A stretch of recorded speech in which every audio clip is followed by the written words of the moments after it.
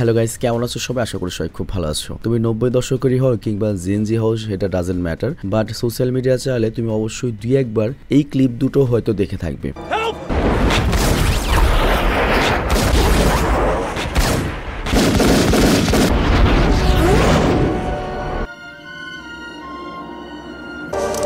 তো এটা হচ্ছে 1999 সালে রিলিজ পাওয়া হলিউডের বিখ্যাত সিনেমা দ্য ম্যাট্রিক্স সিনেমার একটা দৃশ্য।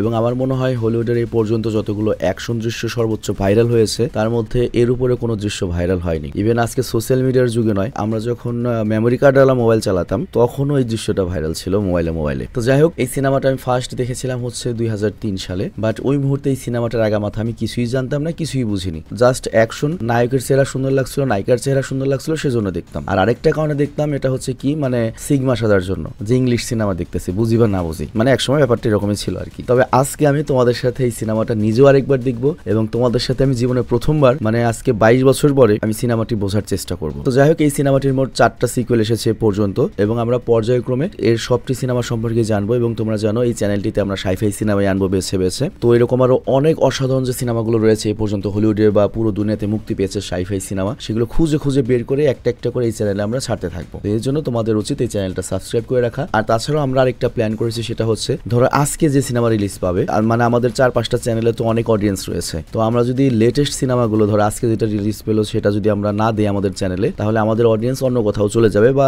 অন্য কোথাও থেকে দেখে নেবে। তো এর জন্য আমরা লেটেস্ট যে সিনেমাগুলো, যেটা হয়তো গতকাল মুক্তি পেয়েছে বা 2-3 দিন আগে মুক্তি পেয়েছে, সেই সিনেমাগুলো আমরা করবো কি এক্সপ্লেন করবো, সেটার আমরা করবো কি এক্সপ্লেন করে ইউটিউবে আপলোড না দিয়ে আমরা করবো কি সেটা টেলিগ্রাম লিঙ্ক দিয়ে দেবো। কারণ আমরা নতুন সিনেমা যদি আমাদের কোনো চ্যানেলে দিই, সেই চ্যানেল স্ট্রাইক খেয়ে নাই হয়ে যাবে। কিংবা আমরা আরেকটা কাজ করতে পারি, মনে করো ওয়ান টাইম একটা চ্যানেল খুলে সেখানে দিয়ে দিলাম, তোমাদের সাবস্ক্রাইব করতে হবে না, তোমরা জাস্ট সিনেমাটা দেখে চলে আসবে, শেষ ঝামেলা শেষ। তারপর ওই চ্যানেলের যেমন হয় তাই হোক, স্ট্রাইক খেলো না কি খেলো দেখার বিষয় না। তো যাই হোক, ম্যাট্রিক্স সিনেমা সম্পর্কে কয়েকটা ফ্যাক্ট বলি। এই সিনেমাটি 1999 সালেই নির্মাণ হয়েছিল প্রায় 1200 কোটি টাকা খরচে, এবং এই সিনেমাটি রিলিজের পরেই পুরো দুনিয়াতে ব্যাপক ভাইরাল হয় এবং ওই সময় সিনেমাটি প্রায় $1 বিলিয়ন উপরে ব্যবসা করে। মনে করো টিভি রাইটস শো এইচবিও কিনে নিয়েছিল প্রায় 1600 কোটি টাকা দিয়ে, মানে যে টাকা দিয়ে সিনেমা তৈরি করেছে এইচবিও খালি ওই টাকা দিয়ে কিনেই নিয়েছিল। আর তাছাড়া হল থেকে তো কামিয়েছে। এবং সিনেমাটার IMDb রেট হচ্ছে 10-এ 8.2। তো যাই হোক, আমরা সিনেমাটিতে যাবো। তার আগে যদি কোনো ব্রেক থাকে তাহলে তো তোমরা ডিসক্রিপশনে ক্লিক করে মূল ভিডিওতে যাবে, আর যদি না থাকে তাহলে সরাসরি ভিডিও স্টার্ট হবে। হ্যালো বন্ধুরা, আজ আমরা এমন একটি অ্যাপ সম্পর্কে তোমাদের বলতে চাই যে অ্যাপটির অফিসিয়াল পার্টনার হচ্ছে PSG।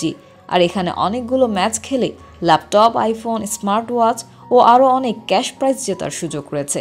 আর এই অ্যাপটিতে সকল ধরনের লাইভ ম্যাচের রেজাল্ট দেখতে পারবে এবং এই ম্যাচের স্কোর অনুমান করে গেমও খেলতে পারবে, যেমন কোন টিম জিতবে, কোন টিম কত রান করবে, কে সর্বোচ্চ স্কোর করবে।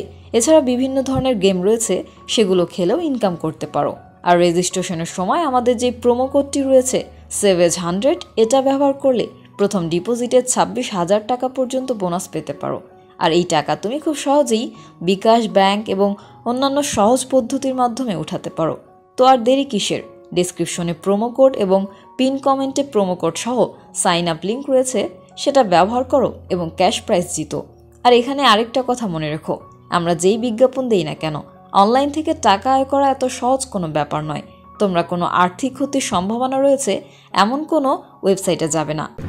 তো যাই হোক, আমরা মূল ভিডিওতে আসলাম। তবে এখানে প্রথমে আমি একটা কথা বলে রাখি, সিনেমাটি খুবই কঠিন। সিনেমাটির মানে যে কনসেপ্ট খুবই কঠিন এবং খুবই অসাধারণ। এবং এখন আমি সিনেমাটি বুঝে যখন দেখেছি তখন আমার কাছে আশ্চর্য লাগছে যে আজ থেকে 26 বছর পূর্বে কিভাবে এরকম একটা কনসেপ্টের সিনেমা হলিউডে তৈরি হলো। এখন তো এআই এত শক্তিশালী হয়েছে, তখন তো এআই বলতে কিছু ছিল না। তখন ওরা কি কল্পনা করছিল যার জন্য এইরকম একটা সিনেমা বানাইছে। এবং এই সিনেমার কনসেপ্ট শুনলে তুমি আকাশ থেকে পড়ে যাবে ভাই, যে এই সিনেমার চিন্তা ভাবনা ওদের মাথায় 26 বছর আগে কিভাবে আসলো। এই জন্যই ওরা হলিউড, এই জন্যই ওরা আমেরিকা, এই জন্যই সারা দুনিয়াতে রাজ করে। তো যাই হোক, সিনেমার শুরুতে আমরা দেখি কিছু পুলিশ একটা পরিত্যক্ত ভবনে কাউকে ধরার জন্য গিয়েছে। আর এরপর তারা হচ্ছে 303 নম্বর রুমে পৌঁছায়, যেখানে একটা মেয়ে বসে ল্যাপটপে কোনো একটা কোডিং বা কোনো কিছুর কাজ করছিল। আর অন্যদিকে নিচের রাস্তায় সিন শিফট হয়, যেখানে 3 জন কোট পরা এজেন্ট আসে এবং তাদের দেখে পুলিশ বলে, আপনাদের এখানে না আসলেও হতো, আমাদের সঙ্গীরা তো ওকে ধরেই নিয়ে আসছে। আর তখন তাদের মধ্যে থেকে একজন এজেন্ট, মানে হেড এজেন্ট, যার নাম হচ্ছে এজেন্ট স্মিথ, সে বলে, তোমার পুলিশের লোকজন এতক্ষণ হয়তো মারা গিয়েছে। আর এমনটাই হয়, কারণ তারা যে মেয়ের পিছনে গিয়েছে সেই মেয়ের মেয়েটা ওদের মনে করে এমন স্টাইলে পিটাচ্ছিল। তো এই মেয়েটার নাম হচ্ছে ট্রিনিটি এবং তার লড়াইয়ের ধরনটা দেখে বুঝতে পারছো মার্শাল আর্ট বা ফাইটিং দক্ষতা সেই লেভেলে রয়েছে। এবং বিশ্বাস করো 1999 সালে যখন এই ধরনের অ্যাকশনগুলো দেখানো হয়েছিল হলিউডে, মানে ভিএফএক্স তো এখন অ্যাভেলেবল হয়ে গিয়েছে, বাট ওই সময় এই টাইপ অ্যাকশন যখন দেখানো হয়েছিল তখন এগুলো প্রথম এক্সপিরিয়েন্স ছিল দর্শকদের জন্য। তো যাই হোক ওই পুলিশদের হত্যা করার পরে সে করে কি তার বসকে কল করে এবং বলে আমাকে এখান থেকে রিয়েল ওয়ার্ল্ডে যাওয়ার উপায় বলো। তো আমরা খুব কনফিউজড হয়ে যে রিয়েল ওয়ার্ল্ড মানে কি। তো তখন বস বলে ওখান থেকে নিচে একটা টেলিফোন বুথ রয়েছে, যত দ্রুত সম্ভব তোমাকে ওখানে পৌঁছাতে হবে। তো ট্রিনিটি করে কি সেখান থেকে বেরিয়ে আসার চেষ্টা করছিল, কিন্তু তখনই এজেন্ট এবং পুলিশ তাকে ধাওয়া করতে শুরু করে। তো তাদের হাত থেকে বাঁচতে ট্রিনিটি করে কি বিল্ডিং এর উপর দিয়ে লাফিয়ে যেতে শুরু করে এবং ট্রিনিটির লাভ দেখে আমরা বুঝতে পারি সে কোনো সাধারণ মানুষ নয়, তার ভিতরে অবশ্যই সুপার পাওয়ার রয়েছে। আর এরপর আমরা দেখি ওকে যে এজেন্টরা ধাওয়া করছে তাদের মধ্যেও সুপার পাওয়ার রয়েছে, তারাও একই টাইপ লাভ দিতে পারে, কিন্তু বাকি যে সাধারণ পুলিশ রয়েছে তারা তো এগুলো দেখে পুরো মদন হয়ে যায়। তো যাই হোক এরপর দৌড়াতে দৌড়াতে ট্রিনিটি একটা টেলিফোন বুথে এসে পৌঁছায় আর তখনই সেখানে একটা টেলিফোন কল আসে। আর সে যখন ফোনটি তোলার চেষ্টা করে ওই মুহূর্তেই বড় শক্তিশালী একটা ট্রাক এসে একবারে মনে করো যে টেলিফোন বুথ সহ ট্রিনিটিকে উড়িয়ে দেয়। আর আমরা দেখতে পাই ট্রাক থেকে একজন এজেন্ট বেরিয়ে আসে, কিন্তু এজেন্ট যখন বেরিয়ে চেক করে টেলিফোন বুথ সে বুঝতে পারে ট্রিনিটি এখান থেকে আগেই পালিয়ে গিয়েছে। আর তারপর সেখানে তাদের আরেকজন এজেন্ট আসে এবং তাদেরকে বলে ওই মেয়েটি নিও নামের একটা ছেলেকে খুঁজছিল। আর এরপর আমাদের এই গল্পের প্রধান চরিত্র নিওকে দেখানো হয়, আমাদের কেনো রিভসকে দেখানো হয়। এবং আমি লাইফে ফার্স্ট টাইম যখন কেনো রিভসকে দেখেছিলাম আমি বলছিলাম যে বুলা মানুষ কেন এত সুন্দর হবে সিরিয়াসলি, এবং ওর স্টাইল গেট আপ দেখে ব্যাপক ইনফ্লুয়েন্সড হয়ে গিয়েছিলাম, যদিও আমার চেহারা ছিল হচ্ছে বেলেট টুর নায়কের মতো। তো যাই হোক নিও তার ঘরে ঘুমাচ্ছিল আর তখনই তার কম্পিউটার থেকে একটা মেসেজ আসে, নিও ঘুম থেকে ওঠো, তোমাকে সাদা খরগোশের পথ অনুসরণ করতে হবে। তো নিও এই জিনিসগুলো বুঝোটে না কি বললো, কিন্তু তার কাছে সবসময় মনে হতো যে এই পৃথিবীতে কোনো না কোনো একটা কিছু গোলমাল আছে, মানে তার কাছে অনুভব হতো যে এই পৃথিবীটা রিয়েল না বা এই পৃথিবীতে কোনো একটা ঘাপলা রয়েছে। আর তাছাড়া নিও নিজেও একজন হ্যাকার যে অবৈধভাবে সফটওয়্যার বিক্রি করতো। আর তারপরে কিছু লোক আসে সেখানে সফটওয়্যার কেনার জন্য কাছ থেকে এবং সফটওয়্যার নেয় হচ্ছে ফ্লপি ডিস্কে। এখন তো মনে করো পেন ড্রাইভ রয়েছে বা অনলাইনে দিয়ে দেয়, বাট এক সময় ফ্লপি ডিস্কে কয়েক মেগাবাইট আর কি ট্রান্সফার করা যেত। তো যাই হোক ওখানে ওই একটা মেয়ে বলে আমরা পার্টিতে যাচ্ছি, তুমি চাইলে আমাদের সাথে আসতে পারো। তো নিও সেখানে যেতে যাচ্ছিল না, কিন্তু তখনই নিওর নজর যায় হচ্ছে মেয়েটির কাঁধে আঁকা একটা সাদা খরগোশের ট্যাটুর দিকে। তো এটা দেখে নিও ওদের সাথে যেতে রাজি হয়ে যায়। আর এরপর ওরা সবাই যায় হচ্ছে পাবে এবং সেখানে নিওর দেখা হয় হচ্ছে ট্রিনিটির সাথে, মানে ওই মেয়েটির সাথে। আর ওই মেয়েটি নিওকে বলে তুমি যেটা ভাবছো এটা সত্য এবং আজ পর্যন্ত তোমার কাছে লেগেছে যে এই পৃথিবীতে কিছু সমস্যা রয়েছে, এর সবকিছুই সত্য এবং আমি এটাও জানি তুমি কার বিষয়ে জানতে যাচ্ছ। তো নিও তখন বলে তুমি আমাকে বলো সে কে। ট্রিনিটি তখন বলে সেই ব্যক্তির নাম হচ্ছে মরফিয়াস, আর তুমি যে মরফিয়াসকে খুঁজছো সেও তোমাকে অনেক বছর ধরে খুঁজছে, তবে এই মুহূর্তে আমাদের এখনই এখান থেকে বের হতে হবে কারণ কিছু লোক আমাদের পিছু নিয়েছে। তো এরপর সিন শিফট হয় পরের দিনে, নিও তার অফিসে কাজের জন্য পৌঁছায় আর তখন একটা লোক এসে নিওকে একটা পার্সেল দিয়ে যায়। তো নিও পার্সেলটা খুললে সেখান থেকে একটা ফোন বের হয় আর সেটাতে একটা কল আসে। তো নিও তখন কল তুলে জিজ্ঞাসা করে কে আপনি, আর ফোনের ওই পাশ থেকে তখন লোকটি বলে আমার নাম মরফিয়াস আর তুমি যাকে খুঁজছিলে আমি সেই লোক, আর তোমার জীবন ঝুঁকিতে রয়েছে, তোমার যদি বিশ্বাস না হয় তাহলে তোমার কেবিনের উপরে উঠে তুমি দেখো। তো এরপর নিও যখন ওর কেবিনের উপর উঠে দেখে তখন সে দেখতে পায় যে 3 জন লোক ওর খোঁজ করছে, সেই এজেন্টরা। তো মরফিয়াস বলে যদি তুমি তোমার জীবন বাঁচাতে চাও হয় আমার নির্দেশ অনুসরণ করো নয়তো ওদের হাতে ধরা পড়ো। তো নিওর কাছে এখন যেহেতু সেকেন্ড চান্স ছিল না, ও করে কি মরফিয়াসের নির্দেশ অনুসরণ করতে থাকে এবং ধীরে ধীরে কোনো রকমে সেই এজেন্টের চোখ ফাঁকি দিয়ে ওই অফিস থেকে বেরিয়ে যাওয়ার চেষ্টা করে, বাট এক্সিট দিয়ে বের হওয়ার কোনো সিস্টেম ছিল না। তো এই জন্য করে কি লাস্টে একটা জানালার কাছে এসে থেমে যায়। তো মরফিয়াস তখন ওকে বলে তুমি এখান থেকে ঝাঁপিয়ে পড়ো, কারণ তুমি যদি এখন লাফ না দাও তাহলে ওই এজেন্টরা পেছন থেকে এসে তোমাকে ধরে ফেলবে। নিও বলে এটা কি সম্ভব নাকি, আমি যদি লাফ দিই আমি তো মারা যাবো। তো মরফিয়াস তখন বলে আচ্ছা ঠিক আছে তুমি তাহলে ওদের হাতে ধরা পড়ো। আর এরপর পুলিশ এবং ওই এজেন্টরা নিওকে ধরে ওদের হেফাজতে নিয়ে যায়। তো ওখানে নিওকে এজেন্টরা জিজ্ঞাসাবাদ শুরু করে। তো এখানে এজেন্ট স্মিথ নিওকে বলে যে আমরা তোমার সম্পর্কে সবকিছুই জানি, যে তুমি অবৈধ সফটওয়্যার বিক্রি করো আর আমরা চাইলে তোমাকে পুলিশের জেলে রেখে দীর্ঘমেয়াদী শাস্তি দিতে পারি, কিন্তু যদি তুমি আমাদের সাথে যোগ দাও আমাদের সহযোগিতা করো তাহলে তোমার সেই শাস্তি কমানো যেতে পারে। কিন্তু নিও উল্টো ওদের উপর রেগে যায় এবং মিডল ফিঙ্গার দেখিয়ে বলে না আমি তোমাদের সাথে কোনো কথা বলবো না, আমি কথা বলতে চাই, আমি প্রথমে আমার আইনজীবীর সাথে কথা বলবো। বাট তখন এজেন্ট স্মিথ ওকে বলে তুমি তো তখনই কথা বলবে যখন তোমার কথা বলার মতো মুখ থাকবে তাই না। আর তখনই দেখতে দেখতে নিওর মুখ জোড়া লেগে যেতে শুরু করে, প্রথমে তার জিহ্বা আটকে যায় এবং তারপর ধীরে ধীরে পুরো মুখটাই বন্ধ হয়ে যায়। আর সে অনেক কথা বলার চেষ্টা করে কিন্তু কিছুতেই বলতে পারে না। আর তারপর এজেন্টরা তাকে একই টেবিলে চেপে ধরে রাখে এবং তার পেটে একটা যান্ত্রিক পোকা ভাইরাস ঢুকিয়ে দেওয়ার চেষ্টা করে। তো নিও অনেক লড়াই করে তাদেরকে থামানোর, কিন্তু ওর মুখ বন্ধ থাকার কারণে ও কিছুই করতে পারে না এবং ওই মেশিনারি পোকাটা সরাসরি নাভির ভেতরে দিয়ে পেটে চলে যায়। আর তারপর নিওর যখন ঘুম ভাঙে নিও দেখতে পায় তোর বিছানায় রয়েছে, আর তখন নিওর মনে হয় এটা হয়তো স্বপ্ন ছিল। বাট ওই মুহূর্তেই তার কাছে মরফিয়াসের কাছ থেকে কল আসে আর মরফিয়াস ওকে বলে শোনো আমরা জেনে গিয়েছি তুমি হচ্ছে সেই মসিহা মানে হচ্ছে প্রফেট বা নবী এই টাইপ একটা কিছু বুঝিয়েছে বা পীর। তো নিও ওর কথা বুঝতে পারে না এবং সে ওকে জিজ্ঞাসা করে তুমি কে, তুমি আমার কাছ থেকে কি চাও, বারবার কেন কল করছো। তো মরফিয়াস তখন ওকে বলে তুমি যদি তোমার প্রশ্নের সকল উত্তর চাও তাহলে ব্রিজের নিচে এসে আমার সাথে দেখা করো। তো এরপর নিও করে কি ব্রিজের কাছে যায়, আর তখনই সেখানে একটা গাড়ি আসে যেখানে ওই ট্রিনিটি নামের মেয়েটা ছিল এবং তার সাথে সঙ্গী ছিল একটা। তো নিও করে কি গাড়িতে বসার পরেই ট্রিনিটি করে পিঠে একটা মেশিন লাগিয়ে দেয়। তো নিও জিজ্ঞাসা করে তুমি কি করছো, বাট ট্রিনিটি তখন বলে তোমার পেটের ভেতরে একটা ট্রান্সমিটার লাগানো রয়েছে এবং এটাকে যদি আমরা সরিয়ে না ফেলি তাহলে তারা তোমার প্রত্যেকটা নড়াচড়া এবং তুমি কোথায় রয়েছো সব জানতে পারবে। তো এরপর করা করে কি মেশিনের ফ্রিকোয়েন্সি ফুল চেক করার পরে সেই মেশিনটি ওর পেট থেকে ট্রান্সমিটারটা বের করে ফেলে। তো নিও তো প্রথমে ভেবেছিল এই সব হয়তো স্বপ্ন, কিন্তু যখন নিও এই ট্রান্সমিটারটা দেখে ও বিশ্বাস করে যে এই সবকিছু সত্যিই ঘটছে, স্বপ্ন নয়, এবং প্রচুর শকড হয়ে যায়। তো যাই হোক এরপরে সব লোকেরা মিলে নিওকে একটা পরিত্যক্ত ভবনে নিয়ে যায় যেখানে নিও প্রথমবারের মতো মরফিয়াসের সাথে দেখা করে এবং মরফিয়াস ওকে বলে যে আমি জানি তুমি অনেকদিন ধরে আমাকে খুঁজছো, কিন্তু তার চেয়ে আরো বেশি বছর আগে থেকে আমি তোমাকে খুঁজছি আর আজ আমার সেই খোঁজ শেষ হয়েছে। আচ্ছা তুমি কি কখনো অনুভব করেছো যে আমরা যে পৃথিবীতে বসবাস করছি এটা আসলে কখনো ছিলই না বা এটা বাস্তবই নয়? তুমি কি কখনো অনুভব করেছো যে তুমি যেখানে ঘুরে বেড়াচ্ছ তা বাস্তবে আসলে এক্সিস্টই করে না আর এই সকল প্রশ্নের উত্তর আমার এই মুষ্টিতে লুকিয়ে রয়েছে? তো এরপর মরফিয়াস করে কি তার সামনে প্রথম মুষ্টি খেলে যেটার মধ্যে নীল রঙের একটা পিল ছিল আর দ্বিতীয়টি খোলার পরে দেখা যায় সেখানে একটা লাল রঙের পিল রয়েছে এবং এটাও কিন্তু খুবই জনপ্রিয় একটা মিম। তো যাই হোক মরফিয়াস বলে তুমি যদি নীল বডিটি বেছে নাও তাহলে তুমি এখান থেকে ঠিকঠাক তোমার বাড়ি ফিরে যাবে এবং আমি তোমাকে কি প্রশ্ন করেছি সেই কথা তোমার মনে থাকবে না, কিন্তু তোমার মনে সারা জীবন এই প্রশ্নটা ঘুরে ঘুরে তোমাকে খাবে যে এটা কি আসলেই বাস্তবের পৃথিবী নাকি আমরা কোনো ভার্চুয়াল জগতে রয়েছি। কিন্তু তুমি যদি এই লাল বডিটি বেছে নাও তাহলে তুমি তোমার প্রশ্নের উত্তরের দিকে এক ধাপ এগিয়ে যাবে। তো সাবধানে ভেবে চিন্তে সিদ্ধান্ত নাও। তো এখানে আমাদের নিও লাল বডিটি বেছে নেয় আর তারপর মরফিয়াস বলে তাহলে প্রসেসিং শুরু করা হোক এবং সেখানে আমরা দেখি নিওর আরো লোকজন রয়েছে, তারা নিওকে একটা মেশিনে বসিয়ে দেয় আর যেখানে নিও তার কাছের আয়নায় একটা অল্টারনেটিভ রিয়েলিটি দেখতে পায় আর সে যখন ওটা ছুঁয়ে দেখে সে আয়নার লিকুইড ওর হাতে আসতে শুরু করে এবং ধীরে ধীরে সেই লিকুইডটি ওর পুরো শরীরে পৌঁছে যায় এবং ও একটা ভিন্ন জগতে পৌঁছে যায় আর আমরা দেখতে পাই ওর শরীরের সাথে অনেকগুলো কেবল লাগানো রয়েছে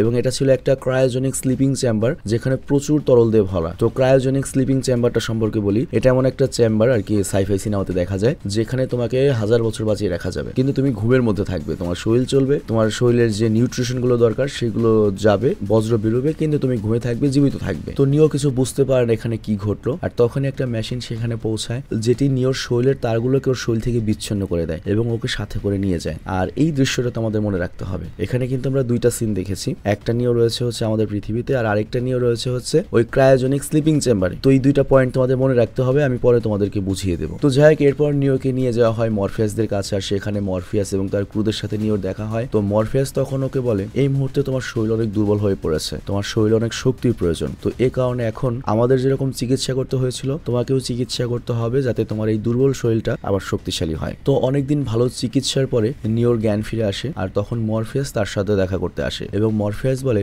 আমি জানি তোমার মনে অনেক প্রশ্ন রয়েছে, তুমি আমার সাথে চলো, আমি তোমাকে আমার ক্রুদের সাথে পরিচয় করিয়ে দেবো। তো প্রথমে এখানে ছিল হচ্ছে ট্রিনিটি যাকে দেখে নিও বলে হ্যাঁ একে তো আমি চিনি, আর এরপর দুইটা যমজ ভাই দেখানো হয়, তারপর একজন পাইলট বা ড্রাইভার দেখানো হয় নিগ্রো এবং আরো দুজন লোক ছিল যারা এই পুরো স্পেসশিপের মেকানিজম হ্যান্ডেল করতো আর কি। আর এরপর নিওকে আরেকটা চেয়ারে বসানো হয় এবং এখানে যেটা হয় নিওর মাথায় একটা প্রোগ্রাম লোড করে ভার্চুয়াল জগতে পাঠানো হয় এবং সেখানে ফিরে সে আবারও মরফিয়াসকে দেখে, বাট এইখানে সবকিছু সাদা ছিল। তো নিও তাকে জিজ্ঞাসা করে আমি কোথায় আছি, আর তখন মরফিয়াস তাকে বলে তুমি যে পৃথিবী থেকে এসেছো বা বর্তমানে পৃথিবীতে যে সময়টা চলছে সেটা হচ্ছে 1999 সাল। মানে বিষয়টা বুঝিয়ে বলি, এই সিনেমার যে টাইমলাইনটা আমরা দেখছি নিও যে পৃথিবীতে ওই যে সফটওয়্যার চুরি করে বিক্রি করে ওরা তো মনে করছে ওরা 99 সালে রয়েছে 1900, কিন্তু অ্যাকচুয়ালি বর্তমানে মানুষ বসবাস করছে হচ্ছে 2199 সালে, মানে আরো 200 বছর ভবিষ্যতে। এবং আমরা এখানে জানতে পারি মাঝখানে যে 200 বছর গিয়েছে তার অনেক আগেই পৃথিবী শেষ হয়ে গিয়েছে। অ্যাকচুয়ালি কি হয়েছে 21শ শতাব্দীতে আই মিন 2000 বা 2025 সালের দিকে মানুষ একটা কৃত্রিম বুদ্ধিমত্তা বা এআই তৈরি করেছিল, কিন্তু ধীরে ধীরে সেই এআই মানুষের চেয়ে অনেক ক্ষমতা হয়ে যায় এবং মানুষের বিরুদ্ধে চলে যায়। তো মানুষ এটাকে বন্ধ করার অনেক চেষ্টা করে, এমনকি পারমাণবিক বোম ফাটিয়ে পুরো পৃথিবীর আবহাওয়া নষ্ট করে দেয় যাতে আকাশে মেঘ আসে, যাতে সূর্য থেকে ওরা যে সোলার নিয়ে নিজেরা চলে সেটাও না চলতে পারে। কিন্তু তখন ওই এআই গুলো করে কি তাদের শক্তি উৎসর জন্য, মানে তাদের যে মেশিন গুলো চলবে বা সিপিইউ জিপিইউ বা প্রসেসর গুলো যে চলবে এআই এটা চালার জন্য তো বিদ্যুৎ দরকার। তো যেহেতু সূর্য থেকে নিতে পারছে না ওরা করে কি নতুন আরেকটা জিনিস আবিষ্কার করে, সেটা হচ্ছে বায়োলজিক্যাল ব্যাটারি, মানে জীবন্ত ব্যাটারি। যেমন আমাদের শরীর কিসে চলে, খাদ্য পানি বাতাসের উপর, কিন্তু এই মেশিন গুলো চলে তো বিদ্যুৎ লাগে। তো এই জন্য এআই বা এআই এর মেশিন গুলো যেটা করেছে আমাদের শরীরকে একটা ক্রায়োজেনিক স্লিপিং চেম্বারে রাখে এবং আমাদেরকে প্রয়োজনীয় নিউট্রিশন থেকে বাঁচিয়ে রেখেছে যেগুলো দুনিয়াতে পাওয়া যায় এখনো, এবং আমাদের দেহ যে চলছে সেই মস্তিষ্কের তরল তরঙ্গ বা আমাদের হার্টবিট বা ওগুলো থেকে ওরা করে কি বিদ্যুৎ উৎপাদন শুরু করে ওদের মনে করো যাতে ওদের সিস্টেম চালু থাকে। কিন্তু ওইভাবে রেখে যেটা হচ্ছিল আমাদের শরীর তো চলছিল না, মানে ঘুমের মধ্যে থেকে, কিন্তু এই জন্য ওরা কম শক্তি পেত। আর এই জন্য এআইরা করে কি নতুন আরেকটা পদ্ধতি বের করে, তারা সিদ্ধান্ত নেয় যে মানুষদেরকে ওরা ওই ক্রায়োজেনিক চেম্বারে রেখেছে তার মস্তিষ্ককে সক্রিয় রাখবে। তাহলে কি হবে, মনে করো হাঁটা চলাফেরা করলে বা টেনশন হলে ভয় পেলে মস্তিষ্ক যত বেশি চাপ পড়বে তত বেশি বিদ্যুৎ উৎপাদন হবে। তো এই জন্য একটা ভার্চুয়াল জগৎই তৈরি করা হয় এবং সেখানে সকল মানুষের যে সাবকনসিয়াস মাইন্ড পাঠিয়ে দেওয়া হয়। আর এর ফলে যেটা হয় মানুষের মস্তিষ্ক ব্যস্ত থাকে এবং এআইও শক্তি পেতে থাকে এবং চলতে থাকে। সিরিয়াসলি ভাই চিন্তা করো, আমি তোমাকে এখন নিজের মতো করে বুঝিয়ে দিই। ধরো 2025 সালে এআই তৈরি হয়েছে। এআই এত শক্তিশালী হয়েছে যে মানুষদের দখল করে ফেলেছে। ধরো এআই এখনো চ্যাট জিপিটির মধ্যে সময়বদ্ধ, কিন্তু এই চ্যাট জিপিটি মনে করে এক সময় শরীর পেয়ে গিয়েছে। তারপর সে কি করেছে, পুরো দুনিয়ার সিস্টেম হ্যাক করে ফেলেছে, নিজের ইচ্ছা মতো চালিয়েছে। কারখানা থেকে এরকম আরো শরীর তৈরি করেছে, আরো মেশিন দিয়ে যা লাগে, যা শক্তিশালী লাগে করে নিয়েছে, পুরো দুনিয়ার মানুষকে কন্ট্রোলে নিয়েছে। মানুষের সাথে যুদ্ধ লেগেছে, মানুষ তখন করেছে কি পারমাণবিক বোম ফাটিয়েছে, সকল প্ল্যান্ট ধ্বংস করে দিয়েছে, যাতে বিদ্যুৎ না থাকে তাহলে ওরাও থাকবে না। কিন্তু ওই মেশিন তখন করেছে কি মানুষদেরই ধরে ধরে ব্যাটারি বানিয়ে দিয়েছে এবং যাতে চার্জ বা ব্যাটারি আরো বেশি পায়, বিদ্যুৎ আরো বেশি পায়। এই জন্য সকল মানুষের যে সাবকনসিয়াস মাইন্ড সেগুলোকে একটা ভার্চুয়াল দুনিয়াতে পাঠিয়ে দিয়েছে। মানে বিষয়টা বুঝো, রানিং আমরা যেগুলো করছি, তুমি এখন আমার ভিডিও দেখছো, আমি এখানে ভিডিও বানাচ্ছি, এই সবকিছুই মনে করো যে ভার্চুয়াল ওয়ার্ল্ড। আমাদের দেহ মনে করো 200 বছর আগে গিয়ে রয়েছে একটা স্লিপিং চেম্বারে, জাস্ট আমাদের সাবকনসিয়াস মাইন্ড এই যে এখানে ভিডিও বানাচ্ছে আর তুমি ভিডিও দেখছো। 26 বছর আগে এরকম একটা কনসেপ্ট তৈরি করে একটা সিনেমা বানাইছে, তাহলে ঘোড়ার ডিম বুঝুম আমরা ওই সময়। তো যাই হোক, আমরা দেখতে পাই এখানে মেশিনগুলো তো মানুষের চাষ করা শুরু করেছে এবং প্রত্যেকটা টিউবে একটা করে মানুষ রয়েছে। এবং যদি কোনো মানুষ সম্পূর্ণভাবে মারা যায়, পূর্ণ বয়সে মারা যায়, ওর স্পার্মের সাহায্যে টেস্ট টিউবের মাধ্যমে আরেকটা বেবি জন্ম দেওয়া হয়, যাতে 70 বছর পর্যন্ত ওই বেবিটা আবার চার্জ দিতে পারে বা সবাইকে বিদ্যুৎ সাপ্লাই দিতে পারে। তো এই কথা জানতে পারে লিও তো অনেক শক হয়ে যায়, কারণ এই সব তথ্য একদমই অজানা ছিল। তো মেন্টালি নিও অনেক বেশি একটা শক খায়, সেখানে পড়ে যায়। আর এরপর নিও যখন আবার চোখ খোলে, সে দেখে মরফিয়াস সেখানে বসে রয়েছে এবং মরফিয়াস তাকে বলে থেকে আজ থেকে অনেক বছর আগে একজন ব্যক্তি এই ম্যাট্রিক্স জগতে জেগে গিয়েছিল। যে মানুষদের ওই স্লিপিং চেম্বারে আটকে রেখেছে তার মধ্যে একটা মানুষ কোনোভাবে জেগে গিয়েছিল, হয়তো স্লিপিং চেম্বারের এররের কারণে, এবং সে তারপর এর হাত থেকে পালিয়েছে এবং তারপর সে করেছে কি বাকি মানুষদের জায়গায় এরকম একটা ওদের মতো একটা গ্রুপ বানিয়েছে। এবং এখন যে ওরা যেখানে রয়েছে এইটাই মূলত আসল দুনিয়া। আর আসল দুনিয়া বলতে আমরা যেটা বুঝেছিলাম ওইটা হলো ভার্চুয়াল ওয়ার্ল্ড, যেখানে প্রত্যেকটা মানুষকে মনে করে একটা আইসির মাধ্যমে পাঠিয়ে দেওয়া হয়েছে। এবং আমরা যে এজেন্টকে দেখেছি তারাও কিন্তু মানুষ না, তারাও কিন্তু একটা ভাইরাস। এবং মানুষও মনে করে একটা প্রোগ্রাম, পুলিশও একটা প্রোগ্রাম। মনে করো তুমি এখানে ঘুমাচ্ছ, তোমার দেহটা জিটিএ ভাইস সিটির গেমের মধ্যে, ব্যাপারটা এরকম। তো যাই হোক, এখানে মরফিয়াস বলে যতক্ষণ এই ম্যাট্রিক্স থাকবে ততক্ষণ এই মানুষগুলো এই যন্ত্রগুলোর মধ্যে বন্দী হয়ে থাকবে, এবং যদি এই ম্যাট্রিক্স জগৎ সম্পূর্ণরূপে ধ্বংস হয়ে যায় তাহলে আমরা মানুষ আবারও মুক্ত হব। কিন্তু কিছুক্ষণ পরে সে মারা যায়। কিন্তু তারপর ওরাকেল নামের একজন মহিলা ভবিষ্যৎবাণী করেছিলেন যে মসিহা অবশ্যই আসবেন, এবং আমার হিসাব অনুযায়ী সেই মসিহা হচ্ছে তুমি, যে এই ম্যাট্রিক্স থেকে মানব জাতিকে রক্ষা করবে। আর তবে তোমার এখন অনেক বিশ্রামের প্রয়োজন, কারণ আগামীকাল তোমার হার্ডের ট্রেনিং শুরু হতে চলেছে। তো এর পরের দিন সিন শিফট হয়, আর পরের দিন ট্যাঙ্ক তার সাথে দেখা করতে আসে এবং সে তাকে বলে আজকে তোমার প্রশিক্ষণের প্রথম দিন, তো আমরা কোথা থেকে শুরু করব? তো আমরা এই জাহাজের কি মেকানিজম থেকে শুরু করব, নাকি তোমাকে ফাইটিং শিখিয়ে শুরু করব? চলো তোমাকে মার্শাল আর্ট প্রশিক্ষণ দিয়ে শুরু করা যাক। তো এখানে মজার ব্যাপারটা বলে যে তোমাদের যাদের এইচএসসি পরীক্ষা কত কষ্ট করে পড়তে হচ্ছে না, 200 বছর পরে এমন একটা সিস্টেম হয়ে গিয়েছে মানুষের আর পড়তে হতো না, ডাইরেক্ট ব্রেনের মধ্যে চিপ ইনস্টল করা যেত। তুমি ধরো যে বই পড়বে খালি তোমার যে কপি পেস্ট করে সেন্ড করে দিবে তোমার মাথায় পেনড্রাইভের মতো, সব তুমি জেনে যাবে। এরপর অনেকগুলো ডিভিডি এনে আমাদের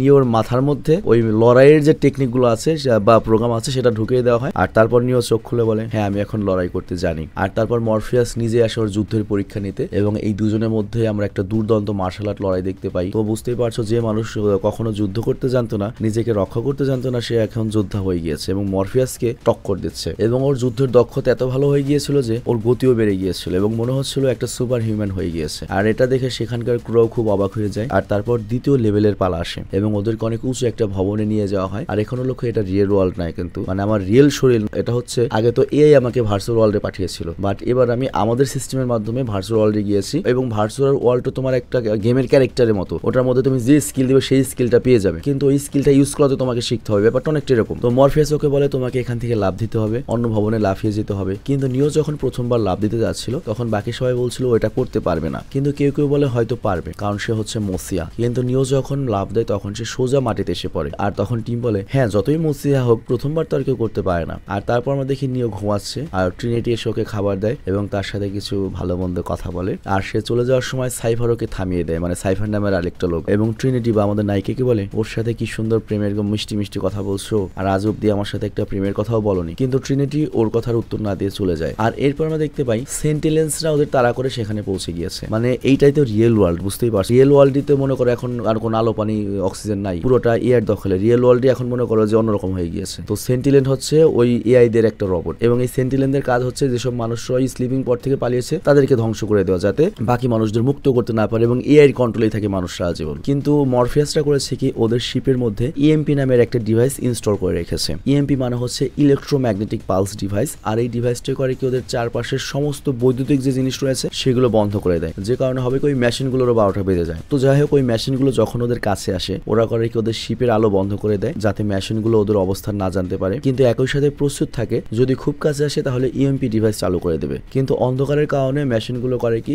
ওদের শিপটা শনাক্ত করতে পারে না, সেখান থেকে চলে যায়। আর এই দিকে আমরা দেখতে পাই ওই সাইবার হারামজাদা ট্রিনিটির সাথে প্রেমের পাত্তা না পেয়ে 2 নম্বরই করেছে। সে স্মিথের সাথে একটা চুক্তি করে এবং তাকে বলে যাদের তোমরা খুঁজছো সে এখন আমাদের সাথে শিপে রয়েছে, এবং এরপর ওরা যখন এই ওয়ার্ল্ডে আসবে তখন আমি ওদের লোকেশন তোমাকে দিয়ে দেবো, কিন্তু তার বিনিময়ে এই ওয়ার্ল্ডে আমি অনেক টাকা, নাম এবং খ্যাতি চাই। আমি যদিও জানি যে এই মাংসের টুকরাটা যে আমি খাচ্ছি এটাও ভার্চুয়াল জগতের অংশ, এটা বাস্তব নয়, কিন্তু এটা খেয়ে কিন্তু আমি অনুভব করছি যে এই মাংসটা অনেক সুস্বাদু। কিন্তু এটা খেয়ে আমি যেহেতু ফিল পাচ্ছি যে এই মাংসটা অনেক সুস্বাদু, যদি আমার স্বপ্নেও বাস্তবের মতো ফিল পাই তাহলে আমার স্বপ্নে বাঁচতে তো সমস্যা নেই, কিন্তু আমি এই দুনিয়াতেই অনেক বড় লেভেলে বাঁচতে চাই। মানে ব্যাপারটা বুঝতে পেরেছো? বর্তমানে যে দুনিয়াতে রয়েছে এটা তো একটা স্বপ্নের জগৎ বা ব্রেনের জগৎ, কিন্তু এখানেও যদি তুমি মনে করো কোটি কোটি টাকা পেয়ে বিল গেটস হিসেবে বাঁচতে পারো তাহলে তো তোমার লস নাই। তো যাই হোক, ওই এজেন্ট স্মিথ রাজি হয়ে যায় এবং ওর সাথে চুক্তি এগ্রি করে নেয়। আর তারপরে সিন শিফট হয় পরের দিন সকালে, এবং এখন পুরো দল একসাথে ওরাকলের সাথে দেখা করার জন্য যায়। এবং এখানে উল্লেখ্য ওরাকলও ঘুমিয়ে রয়েছে মনে করো ওই অরিজিনাল দুনিয়াতে, কিন্তু তার ব্রেন বা সাবকনসিয়াস মাইন্ড এই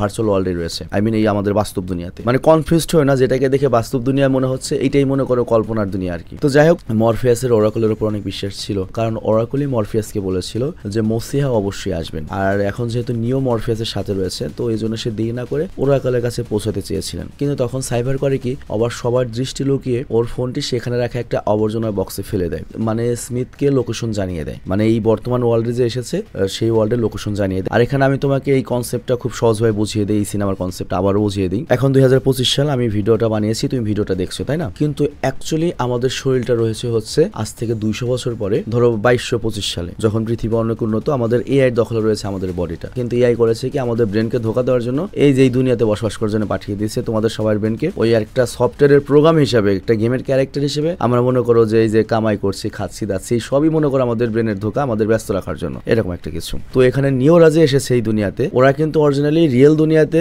ঘুমিয়ে রয়েছে, এরকম একটা ব্যাপার। তো যাই হোক, এরপর মরফিয়াস করে কি নিওকে একটা ফ্ল্যাটে নিয়ে যায়, যেখানে নিওর সাথে দেখা হয় ওরাকেলের। তো এখানে ওরাকেল নিওকে বলে মরফিয়াসের তোমার উপর অনেক বিশ্বাস রয়েছে, কিন্তু মজার ব্যাপার হচ্ছে আমার কাছে মনে হচ্ছে না তুমি সেই মসিয়া। তো এটা শুনে নিও খুব অবাক হয়ে যায় যে এত বড় গর্বর কিভাবে হতে পারে, এবং ওরাকেল তখন তাকে বলে তুমি তো মারা যাবে কিন্তু তোমার পুনর্জন্ম হবে, আর আপাতত আমি এতটুকুই বলতে পারি। কিংবা এরকম হতে পারে তুমি বা মরফিয়াস যে কোনো একজন মারা যাবে, এবং তোমার নিজের বা মরফিয়াসের মধ্যে যে কোনো একজনকে বেছে নেওয়ার সুযোগ থাকবে, আর তখন তুমি ঠিক করবে তোমাকে কি করতে হবে। তো এই কথা শুনে নিও হতাশ হয়ে বেরিয়ে আসে। আর তারপর এখন পুরো ক্রু একসাথে মিলে আবারও টেলিফোন বুথে পৌঁছায়, কারণ এই ভার্চুয়াল জগতে ওরা আসে হচ্ছে টেলিফোন বুথের মাধ্যমে। মানে রিয়েল ওয়ার্ল্ডে তো ওদের বডি শুয়ে থাকে, ওদের বডি যখন ওখানে ঘুমায় অনেকটা ওই যে অ্যাভাটার সিনেমার কনসেপ্টের মতো, ওদের বডি যখন ওখানে ঘুমায় তখন হচ্ছে সফটওয়্যারের মাধ্যমে টেলিফোনের মাধ্যমে ওরা ধরো এই দুনিয়াতে আসে, আবার টেলিফোন কলের মাধ্যমে এই টেলিফোনের ভিতর দিয়ে ওরা আবার রিয়েল ওয়ার্ল্ডে ফিরে যায়, বা মনে করে আমার আত্মাটা রিয়েল ওয়ার্ল্ডে আমার দেহের মধ্যে ফিরে যায়। কিন্তু তখনই পুলিশ ওদের উপর হামলা করে দেয়, আর যেই সিক্রেট দরজা দিয়ে ওরা সবসময় ট্রাভেল করতো সেইটাও সাইবার করেছে কি টেকনিক্যালি বন্ধ করে দিয়েছে। কিন্তু ট্যাঙ্ক যে বাস্তব দুনিয়াতে রয়েছে, জেগে রয়েছে বাস্তব দুনিয়াতেও, তা আসেনি। ও ফোনে করে ওদের রাস্তা বলার চেষ্টা করে, কিন্তু তখনই ওই দিকে আবার অ্যাকচুয়াল ওয়ার্ল্ডে সাইবার হারামজাদা, যে হারামজাদা একটু আগে মনে করো আত্মা নিয়ে এসে ওদেরকে ধরিয়ে দিয়েছে, আবার ওর মতো রিয়েল ওয়ার্ল্ডে ফিরে গিয়ে ওর উপর আক্রমণ করে ওকে খুন করে ফেলে। আর এইদিকে তোরা সবাই পুলিশের হাত থেকে বাঁচার অনেক চেষ্টা করছে, কিন্তু তখন এজেন্ট স্মিথ এসে মরফিয়াসকে ধরে ফেলে এবং তাকে নিজের সাথে করে নিয়ে যায়। আর অন্যদিকে সাইফার তার মেকানিক্যাল যন্ত্র দিয়ে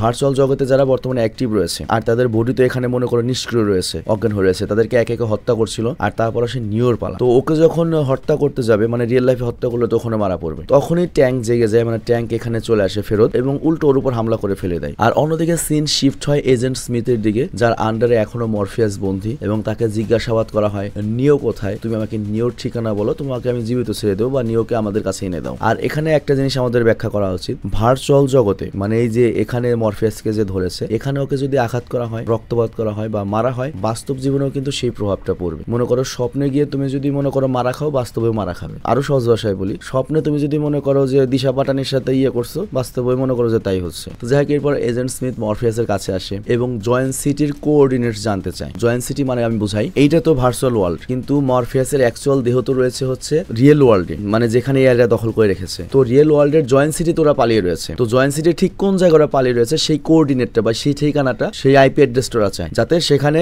এআই লোকরা গিয়ে মানে রিয়েল ওয়ার্ল্ডে ওদেরকে মেরে ফেলতে পারে, আর ওদেরকে ধরে নিয়ে আবার স্লিপিং চেম্বারের ভেতর ঢুকিয়ে দেবে বিদ্যুৎ উৎপাদন করার জন্য। আর আমি একবার হয়তো বলেছি এই এজেন্ট স্মিথও কিন্তু ওই এআই দের তৈরি একটা প্রোগ্রাম বা একটা ভাইরাস বা একটা মনে করো কোনো একটা সফটওয়্যার, যাকে এই ভার্চুয়াল ওয়ার্ল্ড কন্ট্রোল করার জন্য এআইরা রেখে দিয়েছে। এবং এজেন্ট স্মিথরা বা এই এজেন্টরা এমন একটা প্রোগ্রাম যারা আবার এআই এর সাথেই বিদ্রোহ করা শুরু করেছে, মানে তারাও তাদের মতো করে একটা দেহ চায় এবং তারা এই মেশিন বা এআই হাতে বন্দী থাকতে চায় না, পাশাপাশি মানুষ এবং সকল মেশিনকে হত্যা করে ওদের প্রোগ্রামের যে মনে করো দুনিয়া সেইটা বানাতে চায়। মানে চিন্তা করো ভবিষ্যতে সফটওয়্যার যুদ্ধ করবে, আমরা মনে করো ফাও। তো যাই হোক, ওদিকে আমরা দেখতে পাই ট্রায়াং, ট্রিনিটি এবং নিও ওরা কিন্তু রিয়েল ওয়ার্ল্ডে ফেরত গিয়েছে, আই মিন ওদের আত্মাও ফেরত যেতে পেরেছে, কিন্তু মরফিয়াস আটকা পড়ে রয়েছে হচ্ছে ভার্চুয়াল জগতে, আর মরফিয়াসের দেহটা তো ওদের কাছে রয়েছে। তো একবার ট্রায়াং ভাবে যে এখানে তাহলে মরফিয়াসকে আমরা মেরে ফেলি, তাহলে ওখানে মরফিয়াস মারা যাবে ভার্চুয়াল জগতে এবং স্মিথ আমাদের লোকেশনের তথ্য এআই কে দিতে পারবে না। আবার এই ভার্চুয়াল জগতেও এজেন্ট স্মিথরাও জানতো আমরা যদি খুব শীঘ্র মরফিয়াসের কাছ থেকে তথ্য বের না করতে পারি, তাহলে বাস্তব জগতে ওরা হয়তো মরফিয়াসকে মেরে ফেলবে, যে কারণে স্মিথ এখানেও মেরে যাবে এবং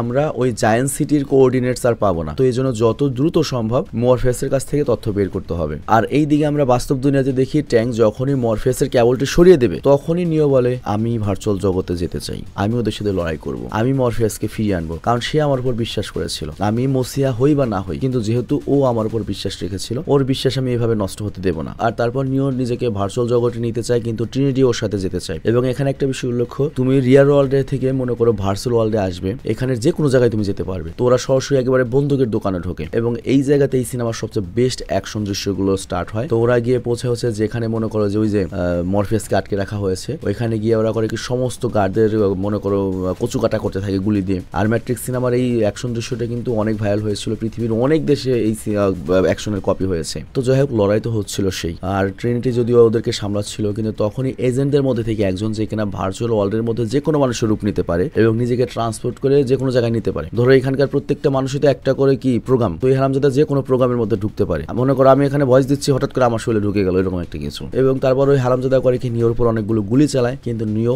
অনেক দ্রুত পাশ কাটায় এবং গুলিগুলোকে ডস করে একবারে ম্যাট্রিক্স স্টাইলে। এবং এটা তো পুরো দুনিয়ার সবচেয়ে ভাইরাল একটা কি বলবো অ্যাকশন দৃশ্য। তো এরপর তার অনেক বড় একটা হেলিকপ্টারের সাহায্যে মেশিন গান দিয়ে পুরো কাজটা উড়িয়ে দেয় এবং মরফিয়াসকে হেলিকপ্টারে তুলে ওদের সাথে নিয়ে চলে যায়। এবং এটা আমি যত সংক্ষেপে বললাম, এখানের অ্যাকশন দৃশ্যটা তো সিম্পল না, সেই লেভেলের অ্যাকশন তুমি চাইলে এখনো দেখতে পারো। এবং তুমি একটা কথা বলবে, এত আগে 26 বছর আগে শালা এরকম সিনেমা বানায় রাখছে। তো যাই হোক, এটা দেখে মরফিয়াসের আরো বিলিভ হয় যে আমাদের এই নিওই হচ্ছে সেই চুজেন ওয়ান এবং সেই মানুষকে এই ম্যাট্রিক্স জগৎ থেকে মুক্তি দেবে। আর যেহেতু ভার্চুয়াল জগতে যারা আসে তাদের ফেরত যাওয়ার জন্য বা রিয়েল ওয়ার্ল্ডে যাওয়ার জন্য তাদের একটা টেলিফোন বুথ ব্যবহার করতে হয় এবং রিয়েল ওয়ার্ল্ডে গেলেই কেবল তাদের বডিটা আবার মনে করো জেগে উঠবে। তো ওরা করে কি সেখানের একটা রেলওয়ে স্টেশনের টেলিফোন বুথে পৌঁছায়, আর ওই জায়গায় একটা ভিক্ষুক বসেছিল। আর আমরা তো জানি এজেন্টদের বিশেষত্ব কি, যে কোনো প্রোগ্রামে যে কোনো মানুষের শরীরে ঢুকতে পারে। তো তখন একটা এজেন্ট করে কি ওই ভিক্ষুকের শরীরে প্রবেশ করে, কিন্তু এখানে নিও করে কি ওদের দুজনকে যেতে দেয় এবং ওই এজেন্টকে প্রতিরোধ করা শুরু করে। এবং এই জায়গাতে আমরা এজেন্ট স্মিথের সাথে নিওর একটা চমৎকার ফাইট দেখতে পাই, অনেকক্ষণ ধরে চমৎকার লম্বা ফাইট চলতে থাকে। আর তারপর নিও করে কি এজেন্ট স্মিথকে সে রেলওয়ে স্টেশনের ট্র্যাকে ফেলে দিয়ে সেখান থেকে চলে যায়। আর তারপর রাস্তায় যাওয়ার পথে সে ট্যাঙ্কে কল করে, কথাও বলে, কিন্তু যান্ত্রিক ত্রুটির কারণে ওই সময় কলেও আর ফেরত যেতে পারে না রেল ওয়ার্ল্ডে। কিন্তু এজেন্ট স্মিথ আবারও চলে আসে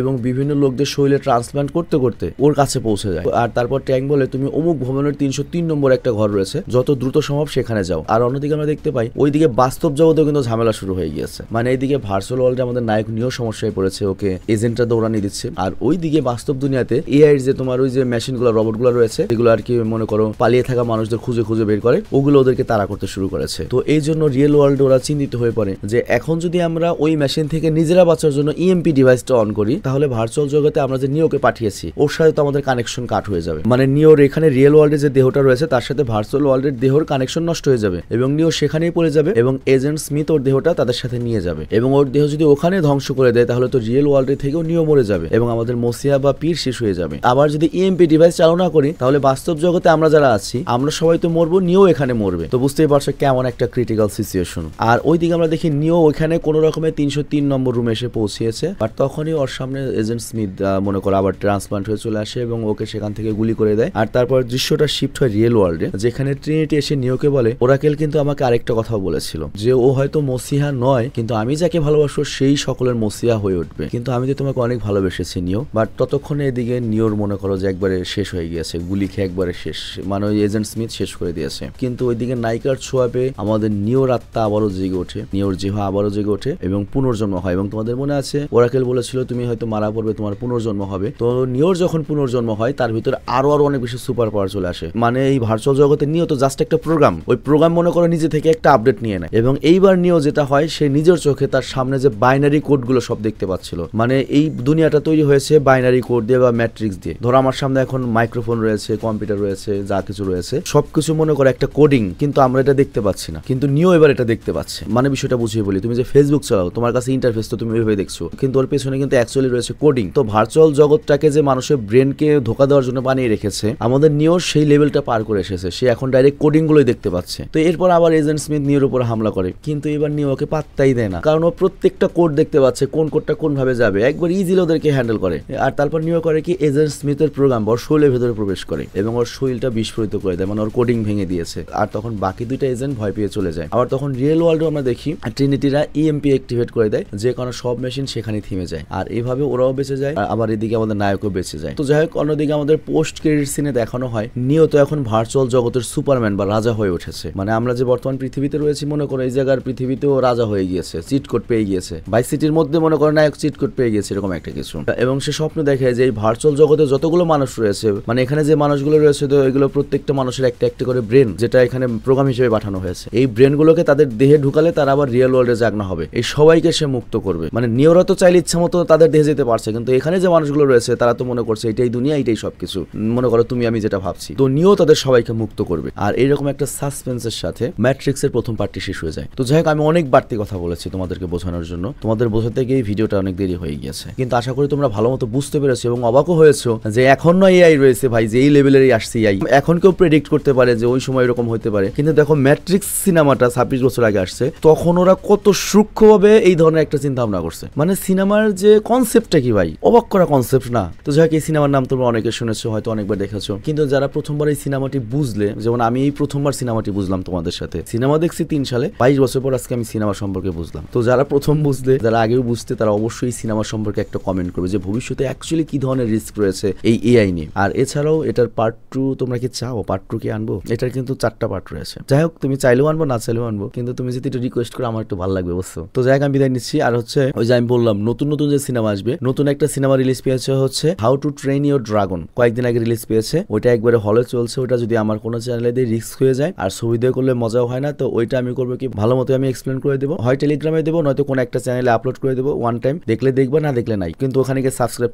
করা দরকার নাই, কারণ যে কোনো সময় ওই ভিডিওটা স্ট্রাইক খেয়ে চ্যানেল মেল সবই নষ্ট হয়ে যাবে। তো যাই হোক, আমি যখন ওটা আপলোড দিই তোমাদেরকে জানিয়ে দেবো how to train your dragon, বা লিঙ্ক দিয়ে দেবো, আমি সমস্যা নাই। এবং নতুন নতুন যে সিনেমাগুলো আসবে তুমি আমাকে কমেন্ট করে জানাবে যে অমুক তামিল সিনেমা আসছে, অমুক বলিউড সিনেমা আসছে, অমুক হলিউড সিনেমা আসছে, হলে চলতেছে, নতুন সিনেমা আসছে, আমাকে বলবে, আমি সেই সিনেমা বানিয়ে দেবো। কিন্তু আমাদের যে 5টা মেন চ্যানেল রয়েছে, যেটা আমাদের রুজি, এখানে আমি ওগুলো পোস্ট করতে পারবো না, কিন্তু আমি যেটা করতে পারবো আমাদের দর্শক ধরে রাখার জন্য আমরা সেই সিনেমাটা তোমাদের জন্য আনবো বা এক্সপ্লেন করবো, কিন্তু আমাদের এইসব চ্যানেল আমরা আপলোড করবো না, যাতে স্ট্রাইক খেলে আমাদের চ্যানেল নষ্ট না হয়। তবে আমরা যেখানে আপলোড দিই আমরা চেষ্টা করবো আমাদের এই 5টা চ্যানেলও প্রমোশন করিয়ে নেওয়ার জন্য, কারণ নতুন মুভি এক্সপ্লেন করলে তো অনেক নতুন ভিউয়ার আসে। তো ভিডিও লাস্টে করবে কি, আমাদের এই 5টা চ্যানেলও প্রমোশন করে নেবো, এক ডিলে 2 পাখি মারা হবে। আমার অডিয়েন্স গুলো আমার কাছে থাকলো, প্লাস আমার চ্যানেলেরও প্রমোশন হয়ে গেল 5টা চ্যানেল। তো যাই হোক, তোমরা কমেন্টে জানিয়ে দিও যে লেটেস্ট হলে চলছে এরকম কি কি সিনেমা আছে, সেগুলো আমি চেষ্টা করবো যত দ্রুত সম্ভব তোমাদের জন্য নিয়ে আসার জন্য।